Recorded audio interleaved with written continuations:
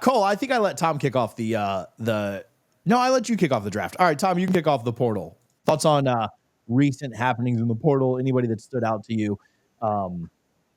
Anything else you expect outside of the trade that we did have? Yeah, the Nico Aguilar situation, trade, whatever you want to call it, we covered that pretty thoroughly. I think that's been the highlight of this transfer portal cycle. As someone who covers Penn State, there's still some questions of are they going to add another wide receiver in the portal? The whole Trebor Pena situation from Syracuse is pretty interesting in that he's bouncing around, I believe, going to see Miami this week, plus UCLA and USC. The number that was thrown out there by Fran Brown, I thought was interesting. And to the point Cole was making earlier on in the show is, hey, making potential future contracts, having some transparency there so people know what the number is, because Fran Brown was like, yeah, the homie at Ohio State, Jeremiah Smith, he's absolutely worth $2 million a year.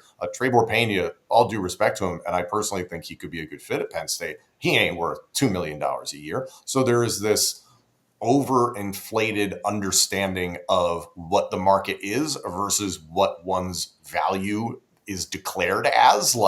It's kind of ludicrous, and the Nico situation is a perfect case study. So I just want to see more of these situations where these players are being realistic with themselves and they're setting themselves up for good situations.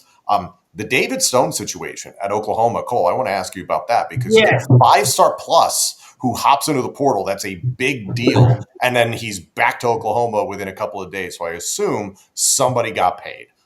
Yeah, no kidding. Somebody got paid, and I would pay him too. Listen, depth taxes, knowing good defensive players is a key for Brent Venables. And here's the thing that I said a lot about the hiring when it came to Jim Nagy.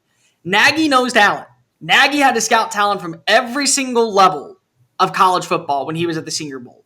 And the big thing about Jim Nagy, which really stands out, he knows what a player's value is. So when you have a 5-star plus defensive tackle that you think could have an immediate role this season in a critical year for Brent Venables and the Sooners as they make the jump into full-time SEC play, because I like to give them a grace period for year one, you know that he is absolutely going to help you get that winnable plus margin. So when I say winnable plus, I mean there will be a game that is won because of said player. You pay them what you think they're worth. And I'll tell you what, he was paid what he was probably worth. He was paid properly compensated for the next several years. And Oklahoma feels a lot better about the situation of their team going into 2025 after adding in Jaden Ott, after adding in another defensive lineman last night, after adding in retaining David Stone, making sure they went after several offensive linemen. They feel really good about where they are. I think that's a major stepping stone in the right direction for an Oklahoma team that wants to prove that it is a force in the SEC. But the team that I want to talk about the most right now, it's a shame because of they're already rich in abundances of talent, but the rich get richer. Texas is gearing up for that week one showdown to be in favor of the Longhorns despite playing at the shoe. They landed, in my opinion, the second best tight end in college football in Jack Andrews from Cal. He may end up being the best receiving tight end of the country over Eli Stowers from Vanderbilt. They brought in a very solid complementary piece to the wide receiver room in Emmett Mosley, the wide receiver from Stanford. 8 touchdowns last year, led all ACC freshmen in receptions, and was top 3 in receiving yards. That's going to do wonders for pairing alongside with DeAndre Moore, taking pressure off of Jamie French and Khalil Lockett to have a bigger role, getting somebody to go outside with Ryan Wingo, and it's giving Arch Manning somebody with meaningful reps under his belt. They upgraded at kicker with the Texas State kid, and they just brought in 2 defensive lineman prospects. One, they signed the Syracuse kid, who's got 3 years of eligibility, and they're targeting 2 more guys that probably could eventually sign on the dotted line. So Texas, in every single facility, added in the number 1 tight end, the number 1 wide receiver, the number 1 defensive tackle, the number 1 kicker, and they're still in play for several other names. They're just replenishing. And by the way, they also had the number 1 recruiting class in college football last year. And something says that Steve Sarkisian knows a thing or two about developing talent, since we're going to hear a few names called on Thursday night.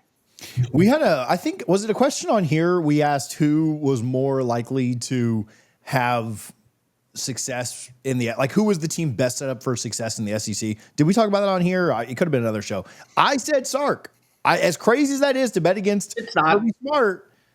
I still think it's Texas. Question on Oklahoma, then we'll go on to the wild card so that we can wrap up before 1. Two things I heard. One, from somebody close to, let's just say, another program that Stone may have been considering had he not gone back to Oklahoma. What I was told, Cole, I don't know if you've heard anything like this, not to spread rumors on here, but it is from somebody that I trust pretty well. I was told that they originally were cutting Stone's NIL, he wasn't going to make as much, and he jumped in the portal, and then by jumping in the portal, they ended up having to pay him more than they originally were. He wasn't looking to leave. Is that a misstep by Oklahoma? Part two of the question is, I posted this on Twitter and you responded to it. I'm not saying by any means that Stone's going to be I'm not putting that out there. What is the hit rate? And I don't, on guys that jump in the portal and go back to their school, whether it's because of more money, whether it's because of misunderstanding, whatever. I brought up Van Dyke several times. It happened to FSU a few times. It's happened to other players where they've jumped in the portal, they've jumped back, blah, blah, blah, blah, blah. And it seems like more often than not, they bust. I'm not saying Stone will bust, but I want to get your two thoughts on those things, and then we'll go on to the wild card. He wasn't going to get paid what he was properly compensated this year, and they did diminish it because of his playing time last season. So he did jump in the portal. Jim Nagy came on in, realized that this is a talent that we have to make sure that we retain because if we want to be built for the long term. And with the years of eligibility, we think that he is going to be a difference maker. The other part that was really, really important was also they what's the right word for it? They knew that he was going to be somebody that I think is going to benefit by still learning. And then also when it comes to the hit rate, I think that now is the time when we're going to have to be able to learn. Now is the time when we're going to be able to kind of see that jump.